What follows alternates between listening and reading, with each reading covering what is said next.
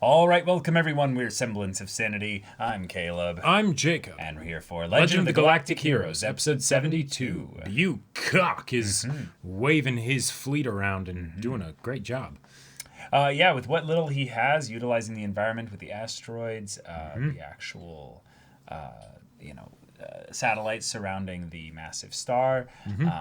We've separated a lot of Reinhardt's fleet out, but of course he's got his subordinates doing actually a pretty stellar Pretty good job. Yeah, for the keeping most them part. off his back, especially Mueller. But Yeah. Bucock is not actually looking to defeat Reinhardt's fleet. He's looking to kill Reinhardt. And so, just buying time by separating them and things like that, that is a win. We still don't know what is the situation with Bittenfeld. Hopefully our orange-haired dude is okay. But Reinhardt, how's he going to handle this?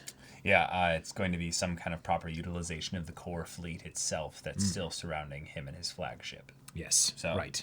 Y'all, without further ado, let's get into this. All right, everyone, now be sure to go check out the reaction portion of the video in the description below, then come back here for the discussion.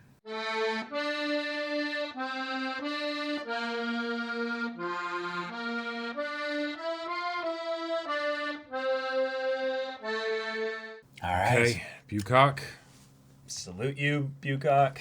it was a wry Send end. you off.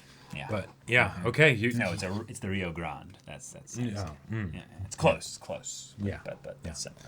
Yeah. But, oh boy. Yeah. The fight is over. Yep. The Alliance primary fleets have been defeated. They're basically Yang all is all that's left, and he has given up on the Alliance proper. He has taken Iserlon. Yep, he's got 4,000 more ships headed his way. He does have a few thousand more ships headed his way, in addition to the stuff that was sent previously Right. by the three other... 5,000 Right, whatever. right, yeah. by the three other, I think they were like either vice admirals or something like that. From So yeah, Bucock. actually, yeah, no. So he's gonna have a could bit have a more pretty- than 10,000. Yeah, he will probably have a few more than sizable 10,000. chunk, yeah. I would guess around 12,000, maybe Yeah. 11,000. We'll see.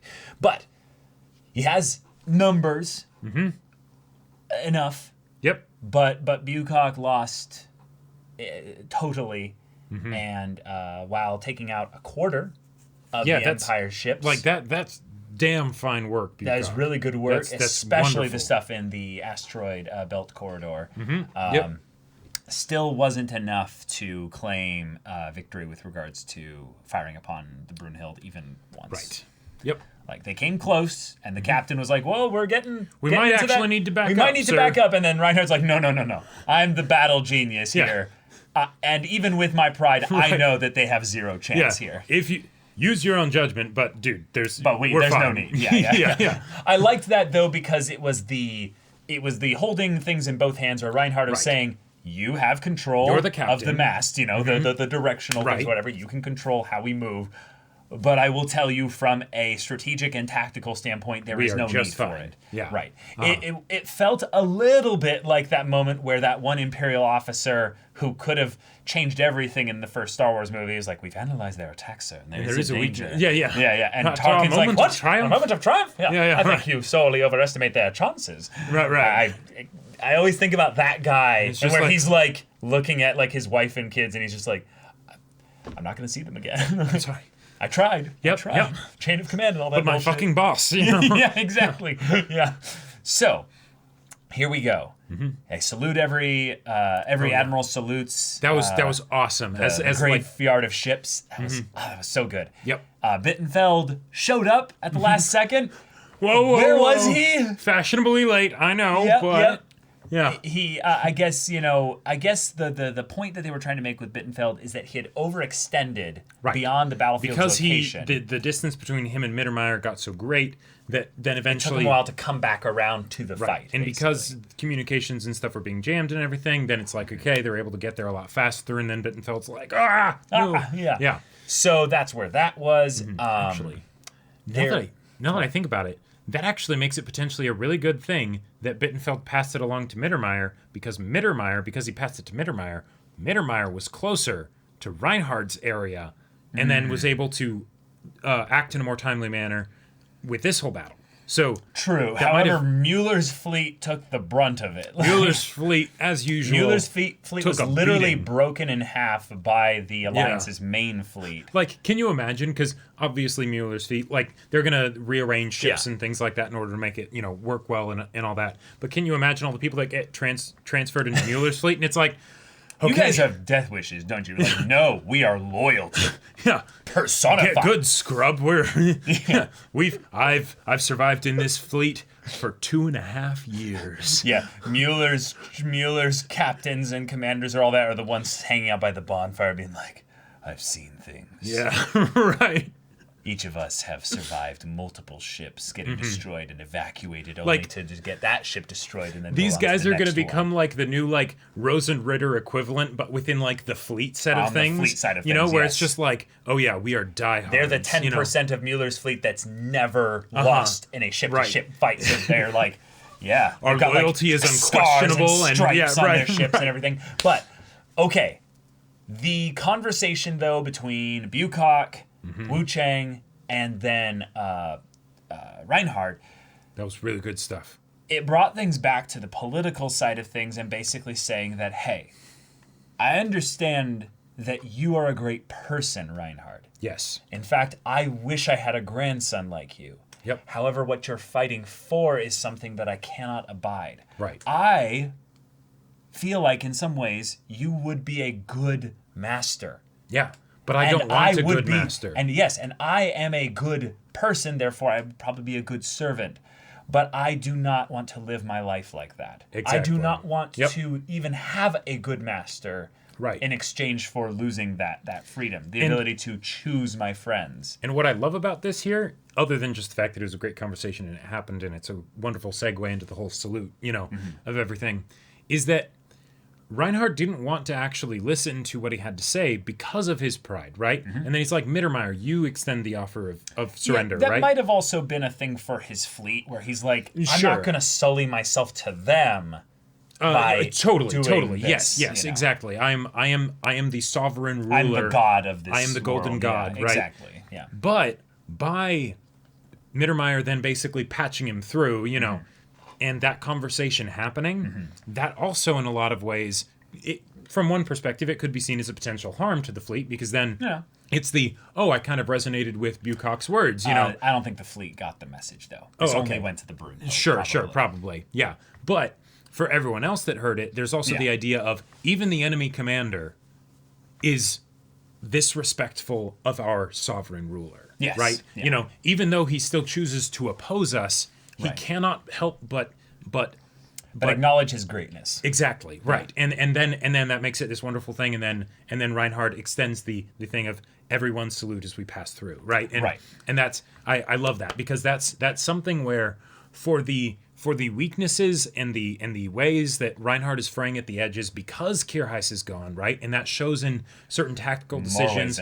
In more ways than one, right? And Mariendorf is right there to try and cover for all of that stuff. Reinhardt doing things like this, that goes to show that he is not just living in the past. Yeah. He is living in the present, right? Yeah. He acknowledges what was done, the sacrifices that these men made, and that, yes, he crushed them, right? Yeah, absolutely. And so I love that. Yeah. And while Mariendorf was definitely the MVP this episode in more ways than one, there were some really cool moments with Ruenthal. Yes. Ruenthal specifically noticed while on the bridge that in those moments, Reinhardt clutched at the little memoir he has for Kirheis around his neck. And I believe Reinhardt might have even spoken out loud and whispered that. There was a possibility because we didn't see his mouth when they were focusing on him being like, how could he understand? Yeah, I get the feeling that it was in his head. Probably in his head. But Ruenthal could kind of tell that there was Ruenthal something could kind of tell just by his body language. right. There was something about Bukok's words that hit home on Reinhardt, and Reinhardt could tell that Ruenthal noticed. And then he made that whole thing of, there's a he specifically called out Ruenthal and was like, "There's a good chance, we'll be facing another admiral such as this, right?" And it's like, Right. There's an element of this of where he's saying this to Ruental because in the context of what was going on, he had just learned about Iserlong being taken. So he was kind of saying like, hey, I know that you kind of screwed up by proxy here. Oh. But if you do want to make me your enemy, then just know that I will salute you when you're done. Yes, but you will be done. This would be your result. Right, exactly. Just know that that's what would happen. Yeah, I will obliterate you. But I think he's also theoretically talking about Yang. And it's very straightforward in that regard that if he's talking about Yang, which I think is a very high likelihood of that he's basically just saying, well, one more. All right. One more, Ruental. And we will crush them. You know, I may admire Yang, but I was swayed by Bukok's words. So and I listened to them. I listened to them. So now I know, yes, Yang will not ever be my vassal. Nope. And this is what will happen as a result. Mm-hmm. So, yeah. And I will have sealed away the last maybe potential friend I have left in this galaxy to do that. Yep. I love the idea that at the end of this fight, they get the Iserlon's been taken by Yang, and all of them are just like shook. They're just this was supposed our celebration what a killjoy. We are literally sitting there with wine in our hands, ready to toast. We get the info, and the Alliance, who went out with their whiskey or whatever, in their little cups or whatever, probably had a better time celebrating than we did here. And Reinhardt, our leader, smashes the glass. Oh, yeah. None of them can drink now. Yeah. But I loved that Bittenfeld is the first one to speak and be like, I mean, and he's right. Let's be real here. Where there was a part of this that was great because every time Mariendorf corrected someone, they weren't entirely wrong. It's just that they were focusing on the wrong things there. Exactly. And then would make some interpretation based on their judgment, or a judgment based on their interpretation that was then wrong. Right. So she was like, no. Just because, this all worked out perfectly with Yang does not mean that this was some coordinated effort. Right. Remember, the best thing that we have going against the Alliance right here is that we're unified, they're not. They're a hobbled, wounded, bleeding mess. Yep. We can just let them die. We don't need to put conspiracies and make Yang out to be more of a magician than he already is. Yeah. Yeah. I love that. You can't see the future. Yep. It's not how this works. Now, he did kind of predict that he would need to fall back to Iserlon at some point. Indeed. Yes. So he did kind of He predict set up the future. contingencies. You know. Which is a mark of a fantastic strategist. So Indeed. Yeah, be prepared for when things go wrong. Right. And Ruental and Mittermeier having their little conversation of that was great. Kirheis's death means a lot more than just kind of the emotional stability of our leader. There's a couple things. We didn't just lose a good commander, there's a couple things that would not have happened at all if he hadn't have died. Right. Yep. That's so cool for them to both acknowledge that in a way which Mittermeier is comfortable talking about. Because there's been times where he kind of goes, "Oh, Ruental, that's treasonous." Right, exactly. But in this context, it's no, you're right. This is good to acknowledge here. Yep. Okay. And what I'm curious about, and now this is totally wishful thinking, right? This wouldn't actually work. But I'm curious if there were to be someone in Reinhardt's employ in a similar situation to Emil, I feel like, where there is no ambition from them, so that Reinhardt doesn't have anything to worry from them, right? Worry about from them. Would there be any possibility of having something that would feel even close to friendship? It wouldn't ever truly be friendship. Bukok mentioned that, right? It's a master-servant relationship, right? But could it get close? Could it be something? And Mariendorf, I feel like, Mariendorf is the closest. She's the only one, really. Yeah. Yeah, and I love that he actually spoke with Emil there.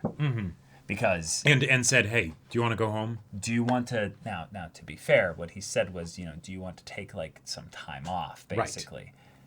And he gave him the choice. And that's, I think, the difference there, and this is the kind of the sad thing of this, is that he can't ever really know if Emil is truly making his own choice there. Right, because it's the master-servant relationship. While he took an effort to break it by saying, here's a choice. Yes. Would you like to distance yourself from me?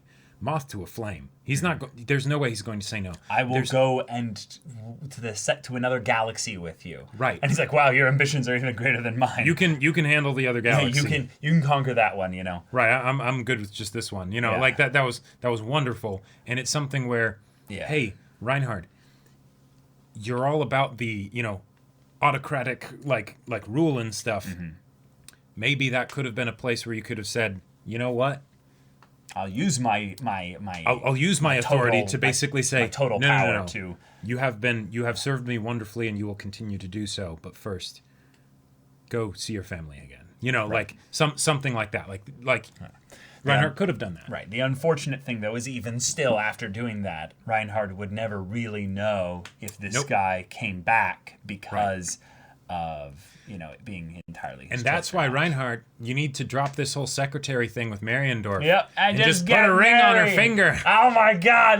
Do it already. Because then she's literally your better half at this point. And she is covering for you in so many ways, and you know she is. God. You know she is. And you let her. Yeah, because you respect her and value her. Like you're practically in the territory of happy wife, happy life right now. Right. Like you realize that it's like, okay, yes, dear, you're right. Like it's kind of at that territory. So just drop the pretenses. Drop the pretenses. You'll be so much happier. She probably will too. Now, to be fair, I don't think he'll suddenly be more happy. No, but he'll be on the pathway. No. See, this is the thing that I feel like. This is something I feel like that is the difference between Yang and Reinhardt. Mm-hmm. Is that Reinhardt has expectations that will give him satisfaction. Sure. He expects that these things being done will satisfy him, but they won't. Well, one, because he wanted to do them with someone. That's never happening. Nope. Now, until he removes that and almost undoes his own past and disconnects from Kierheis, he will never be happy or satisfied. Right. And the longer that it goes in this manner, the more he will have to disconnect. Like Yang is basically the opposite in that he's so disconnected. Is so disconnected that his happiness comes from when he chooses to connect with those individuals that have put themselves into his life. Right. And he's put himself into theirs. That's why when he and Julian actually get some time to go and just one-on-one hang out, you can see them smiling and laughing and having a wonderful time. That is happiness right there. Mm-hmm.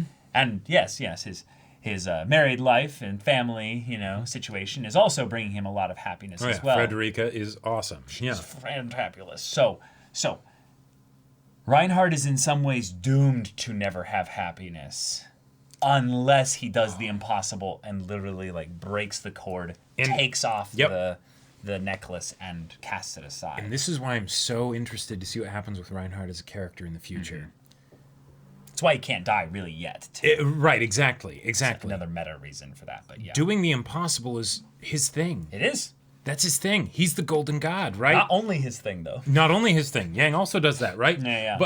But I feel like it's something where he doesn't acknowledge that it is an impossible thing, and so he never does it because he sees it as being something trivial. Mm-hmm. It's not worthy of my attention. In a similar way that Bucock's final words and the surrender and all that stuff is not worthy of my attention. Right. Well, hold on now. It just might be. Mm-hmm. And if he were to fully realize that this is a task that might be impossible for him, it might be insurmountable, then maybe, just maybe, he would have the chance of focusing his attention on it and actually defeating it, right?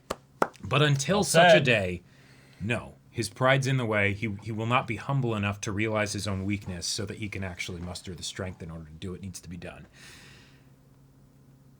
But, oh boy. Another chapter ends. Yep. And, wow. Yeah. Okay. So, with this new setup here, they're going to march, or... parade. Yeah, basically parade their way to Heinessen. Mm-hmm. Declare the end of the alliance. Yep. Make them all vassal states. Probably just by decree. It'll be rather simple in that regard.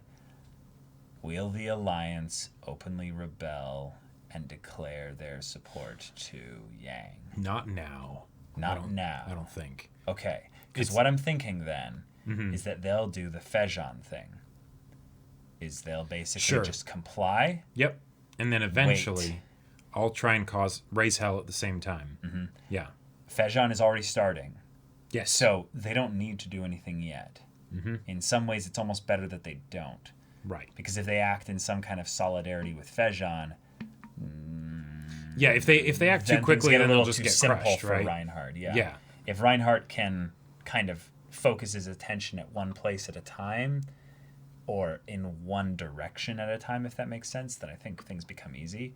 But for now, with two annoying potential pincushions setting themselves, one at his head and the other in his ass, with Fejon and then Iserlon, we're about to see the kind of Roman Empire issue where they spread everything all across too many borders. And that's why I feel like this next period of time is going to be critical, because if the alliance flops over dead, right? Which it will. Basically will in an episode or two. Right.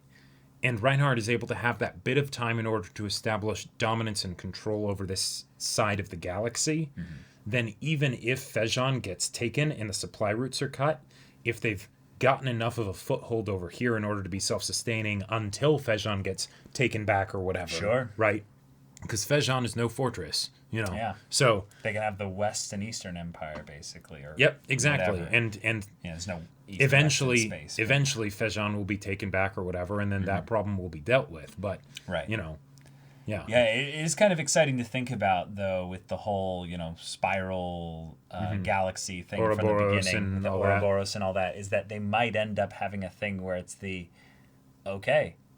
now the Alliance becomes basically the ship development of the Empire. And this is where the military states are, basically. And the other side is where, a lot of the... Right. We need a more direct hand over... way too much in like RTS kind of standpoints. We've got the farms over there, and then the granaries and the food production and all that. And then over here this is where the gold is, so we just camp out here. Oh God, Age of Empires 4 is coming up soon. I'm so excited. But anyway, really, really random stuff. But the episode giving us this time with Ruental and giving this perspective on him, it really felt like he had this moment where he was next to the greatness that he had aspired to be. Yeah. And he kind of respects Reinhardt almost a little bit more now. Right. I almost felt like there was a part of Ruental that as he realized what Kierheist was and what Reinhardt had lost, there was almost maybe a part of him that's wondering, do I want to overthrow him or do I want to befriend him? Yeah. Like, do I... That would be really impressive, too. I can't be Kierheist, but I kind of want to be. Yeah, I think that's a reach, but I understand where it comes from. Like, it feels like kind of like the grass is always greener. Like, the thing he can never have, right? Would it, I don't know. Yeah. Yeah. But... y'all, thank you so much for watching this episode's reaction and discussion. If you want to see the next episode's reaction and discussion right now, though, go check out the link in the description below for our Patreon. You can get on early access there. You can watch full-length timer reactions there, and all of this comes with Discord access, so you can chat with us and the community there about this show, about anime in general, and also be sure to check out our Twitch channel. Stream every weekday. The info's in the description. Yes, if any of that interests you, we'll see you there. But until then, we're Semblance of Sanity. I'm Caleb. I'm Jacob. And we'll see you all next time.